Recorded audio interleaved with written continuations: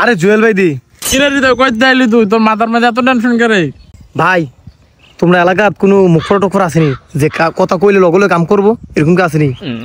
তোর আবার মুখ ফোড়া কাম লাগলো কে রে বেটা? আছে তো বেটা একটা আছে মানে জায়গাত মনে করছে সারকার হয়ে যায় গেতে যদি মুখ লাগা। এই যে ভাই এই দেখছেন এই গাছটি হয়ে রয়েছে, এই ধান গাছটিও দেয়া দেয় গাছটির লেগে। আরে হ্যাঁ তারা যদি আইনা দে তুই 100 টাকা দিবি দেখবি কি এমনি গাছ সারকার হয়ে থাকে আর ধান দিকে এমনি দেয়া দেয় তোর কাছে নিরির কামও লাগবে না। ভাই ভাই তাহলে দেরি না করে আইন, এখনো যাই আইন ভাই যাই।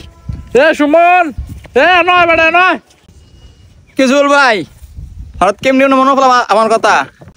আরে বাইরের বলে ক্ষেতের মাঝে গাছে ভরা তুই একটু মুখ লাগাইতে পার কি তোর মুখ তো আবার মনে করছে একের তাই পুরো সারকার হয়ে থাকে।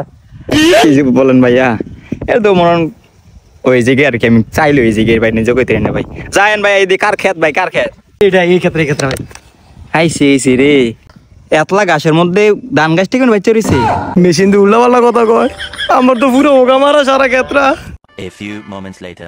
আল্লাহ রে এটা কারে আনলো জুয়েল ভাই রে, কার ফাল্লাত গে পড়ছি আমি, আমার পুরোটা ক্ষেত শেষ। কি করলো আমার কতলা টেয়া এই পরিশ্রম কই গেল, ঘাসও নাই ধানও নাই কিচ্ছু না, পুরো মাটিটি কুতু বলনে মাটিটিও নাই গায়।